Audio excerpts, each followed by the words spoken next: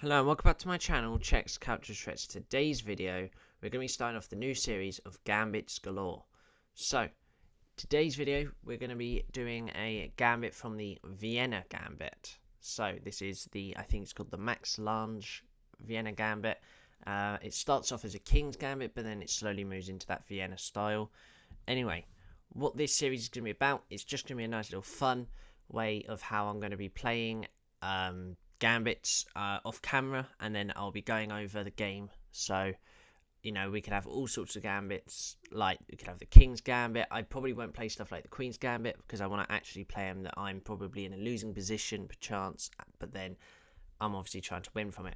Now, this first game, I'm not going to show any of the names or the times that I always say, how much time I've left on the clock if it's needed. But I had an 87.1% accuracy in this game against this guy as a 71.6% accuracy. I was white in this scenario. So let's get started with this then. Now, I start off with e4 here. A bit different to how I would normally play. Obviously, as you know from the rapid increase, I'm quite a d4 player. So it's obviously kind of different to what I'm used to.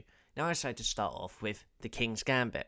So normally what you'd see here, being a gambit, it's kind of like the Queen's Gambit almost. And you'll see how that is. But there is a little bit more sacrificial to this in the fact that you have this whole king side is just open. Anyway, he does not capture, as per usual. And now this is where it changes from the King's Gambit all the way to this Max Lange Vienna Gambit. So, what this is obviously looking at doing now is we're really expecting the bishops to come out one of these two, and soon these knights, and obviously this pawn will go. Now, he decides to block this. Now, I was already at this position here. I was a little bit confused, obviously blocking the bishop in.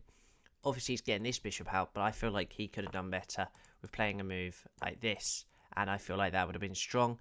But obviously, you know, maybe he wants to do something different with this bishop at a later time. Anyway, we get our knight out as per usual, just thinking about our principles here. Now he does capture the pawn, so there we go. And this is where we can start our push, d4.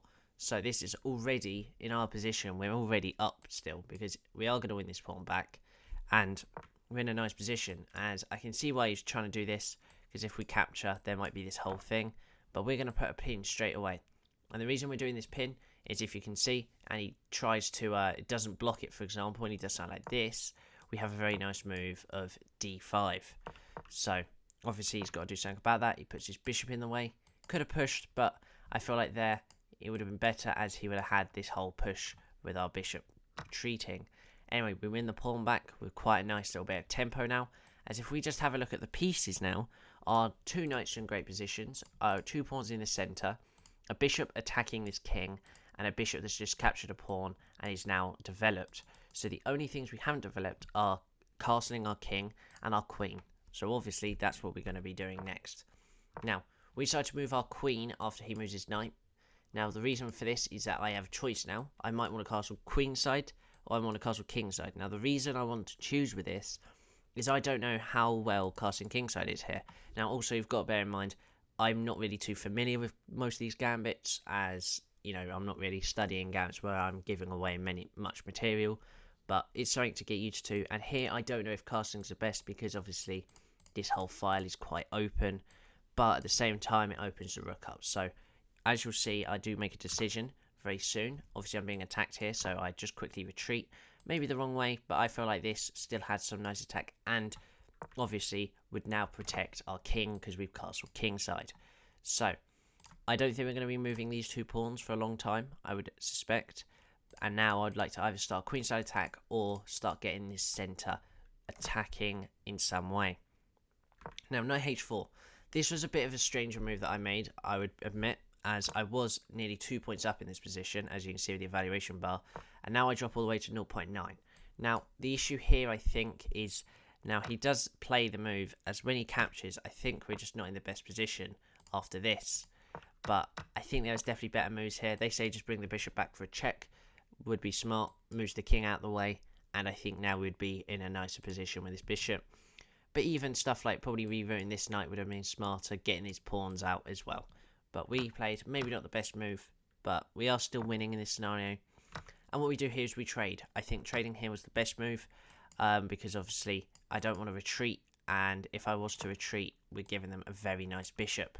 so I was kind of neglecting that straight away.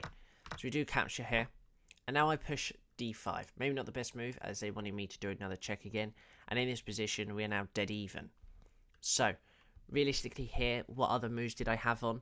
Well, I had a look at this knight move, but obviously we lose his pawn, so I had to try and figure out something that was going to do this.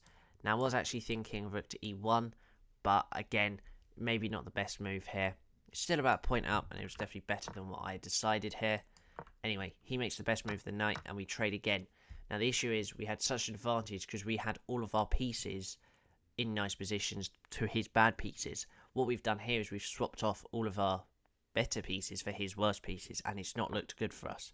But now we open our queen up, and this is where he pushes his pawn, which does give away a pawn. Now obviously he could have traded here, but when our knight comes in, we have such a nice position with this knight. I feel like we would have had some sort of idea, but I feel like we would have struggled still.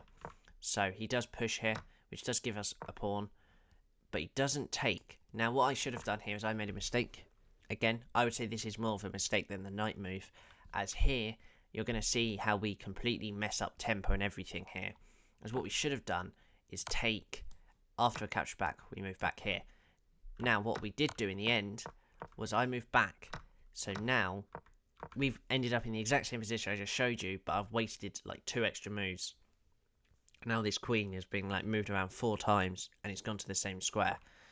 Anyway, he pushes his pawn, and now I get my rook to defend here, even though, again, maybe not the best idea, but I feel like having multiple protectors here does work, as he captures and now my knight captures, and I've got a very nice outpost here. Obviously, no pawns can attack me here. The only thing that can possibly attack me now is this knight. That will be, you know, the same for pieces. So, that's good. Now, he makes a bit of a mistake here with b4 now. And we play rook to f1. We want to get these rooks off the board, really, as he doesn't take. And this is where it is quite a big mistake, as hopefully you can find it. And it just, I'm going to say now, it's using this queen pin with the king and the pawn here. Now, if you can find it, it's to do with every piece on the board here. All of these major pieces have got something in common here. I'll let you have a few seconds to figure it out.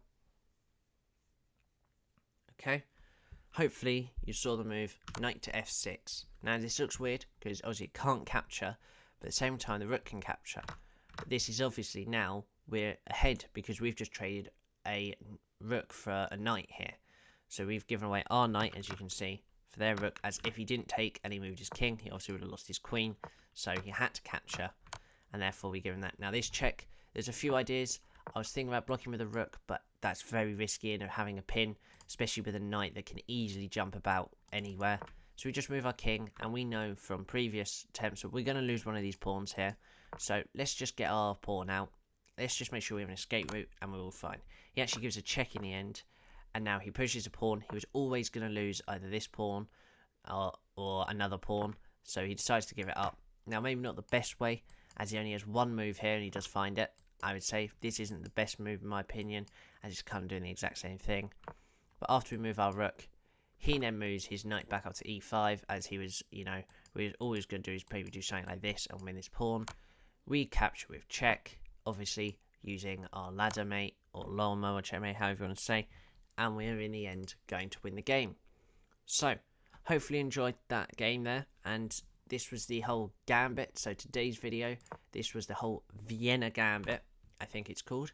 So that's one to add to our whole list that we're going to be obviously compiling up. Now, this is it for today's video. Now on my TikTok, checks underscores captures underscore threats, what there'll be is every day I will post another one of these. But just short form, I won't be speaking. I'll just play the game out, and you can just have a little look at what Gambit is. And obviously today's TikTok, I'll just go over this one. But obviously there's a few others.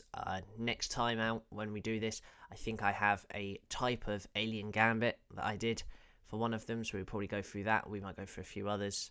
So hopefully you enjoyed today's video. A little bit different. I've really enjoyed doing stuff like this as well, because it's just the fun side of chess, I would say, with all these gambits, as you know, you're giving away material when you're trying to fight back to win it. So hopefully you enjoyed today's video. So thank you, and bye bye.